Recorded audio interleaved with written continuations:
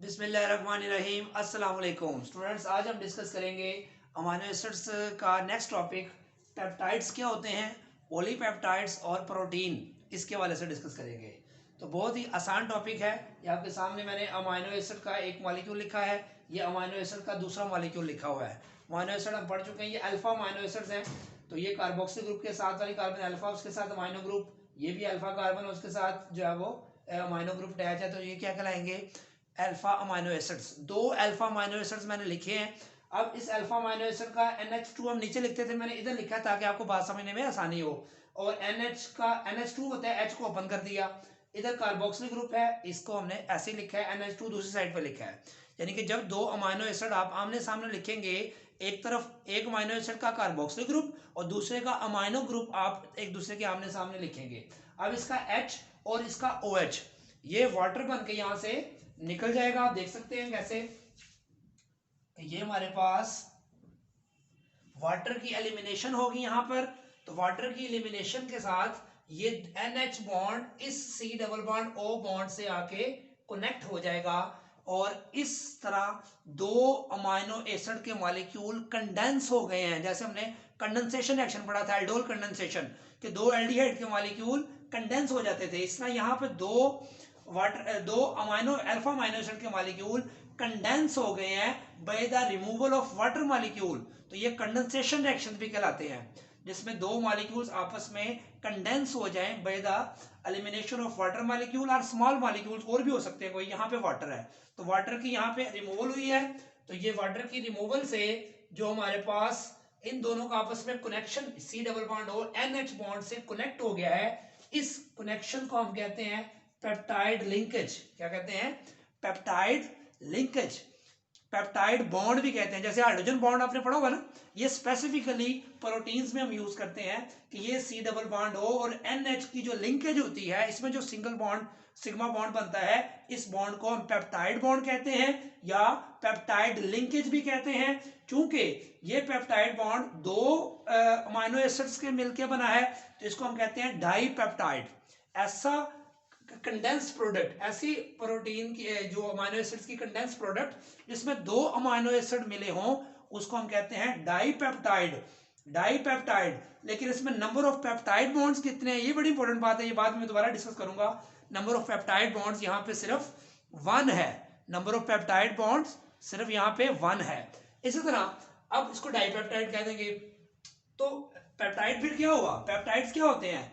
ऐसे मॉलिक्यूल्स जो हासिल होते हैं by the elimination of water molecule. जब दो या दो से ज्यादा अमीनो एसिड्स आपस में कंडेंस होते हैं, उससे हासिल होने वाली प्रोडक्ट जो है वो क्या कहलाती है? पेप्टाइड। और अगर वो दो हो तो डाईपेप्टाइड, तीन हो तो उसको हम ट्राईपेप्टाइड कहते हैं। इस तरह जो है आगे हम और डिस्कस करते हैं। ये मैंने 3 अमीनो एसिड आपके सामने बना दिए हैं। अब ये देखें OHH। अब ये तीसरा जो इसका एक और मैंने अमीनो एसिड लिखा है, तो यहाँ पे सेम प्रोसेस आपने अमीनो एसिड उस तरह लिख लेने। आपने कार्बोक्सिल ग्रुप इधर है तो तीसरे अमीनो एसिड का NH2 ग्रुप इस तरफ बनाएंगे आप।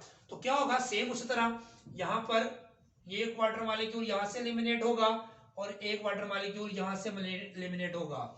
तो ये C डबल बॉन्ड और डायरेक्टली इस NH से कनेक्ट हो गया। ये देखें, ये कनेक्शन मैंने शो किया है। फिर ये C डबल बॉन्ड और इस NH से कनेक्ट हो गया है, ये मैंने रेड कलर से शो किया है, जो लिंकेज जहां से हुई है। तो इसको हम कहेंगे peptide linkage. Peptide linkage, peptide linkage एक ये है, पेप्टाइड लिंकेज एक ये है। इसको पेप्टाइड बॉन्ड, पेप्टाइड बॉन्ड, कितने पेप्टाइड बॉन्ड हो गए? 2। देखिए अमीनो एसिड 3 थे। ट्राईपेप्टाइड मॉलिक जो हासिल होने वाला कंडेंस प्रोडक्ट है, उसको हम ट्राईपेप्टाइड कह रहे हैं। Tripeptide means 3 amino acids are condense together. लेकिन अगर आपसे पूछा जाए how many peptide bonds are there in tripeptide, तो क्या बताएंगे? एक पेप्टाइड बॉन्ड ये है, एक पेप्टाइड बॉन्ड ये है। तो ट्राईपेप्टाइड में 2 पेप्टाइड बॉन्ड्स हैं और डाईपेप्टाइड में एक पेप्टाइड बॉन्ड है। ये बड़े इंपॉर्टेंट MCQ है, याद रखें। MD कैट और ई कैट में आता होता है, बड़ा इंपॉर्टेंट। बच्चे से कंफ्यूज हो जाते हैं कि ट्राईपेप्टाइड है तो पेप्टाइड बॉन्ड भी 3 होंगे। तो ये tripeptide means number of amino acids 3 मिलके पेप्टाइड बना है। लेकिन पेप्टाइड बॉन्ड कितने हैं? वो एक ये है, एक ये है। इसका मतलब क्या याद रखना है आपने? अगर 10 अमीनो एसिड्स आपस में कंडेंस होते हैं, अगर 10 अमीनो एसिड्स कंडेंस टुगेदर, तो उससे जो पेप्टाइड बनेगा वो उसमें से एक कम कर दें आप तो 9 पेप्टाइड बॉन्ड्स होंगे, ठीक है। डेकापेप्टाइड बन जाएगा ना, 10 अमीनो एसिड मिलेंगे तो उसके जो होगा हमारे पास, जो उसको हम क्या बोलेंगे शाबाश, उसमें नंबर ऑफ पेप्टाइड बॉन्ड्स पूछे तो वो 9 होंगे। अगर 6 पेप्टाइड अमीनो एसिड्स मिलते हैं, ठीक है, तो हेक्सा पेप्टाइड होगा जो उसका कंडेंस प्रोडक्ट का नाम, लेकिन उसमें जो पेप्टाइड बॉन्ड पूछे तो वो 5 होंगे, याद रखें। अगर 8 अमीनो एसिड मिले हैं तो ऑक्टा पेप्टाइड, लेकिन उसमें नंबर ऑफ पेप्टाइड बॉन्ड पूछे तो वो 7 होंगे। ये मैंने आपको तफसील समझा दी। एक तो बात ये याद रखनी है। दूसरी बात इसमें क्या याद रखनी है कि 3 अमीनो एसिड हैं तो वाटर कितने एलिमिनेट हो रहे हैं, 2 थे तो कितने हो रहे हैं, 1। इसका मतलब हुआ, देखें, 2 अमीनो एसिड है तो वाटर कितने एलिमिनेट हो रहे हैं, 1। 3 में से वाटर कितने रिमूव हो रहे हैं, 2। 4 हो तो कितने रिमूव होंगे, 3। इसका मतलब जितने अमीनो एसिड मिलेंगे उससे एक आपने कम कर देना है। 2 में से एक कम किया 1, 3 में से एक कम किया 2, 4 में से एक कम किया 3। इस तरह अगर 10 हो तो कितने वाटर रिमूव होंगे, 9। बात समझ आ गई। जिस तरह ये 2 पॉइंट याद रखने आपने कि अगर 1000 समझ गए, अगर 1000 अमीनो एसिड कंडेंस हो रहे हैं तो आपसे पूछा जाए नंबर ऑफ पेप्टाइड बॉन्ड्स कितने होंगे, तो 1000 में से एक कम कर दें तो 999 पेप्टाइड बॉन्ड होंगे। जबकि अगर मैं पूछूं वाटर मॉलिक्यूल कितने एलिमिनेट हुए हैं तो 999, यानी कि जितने नंबर ऑफ पेप्टाइड बॉन्ड्स होंगे उतने ही वाटर मॉलिक्यूल एलिमिनेट होंगे। ये बात याद रख लें।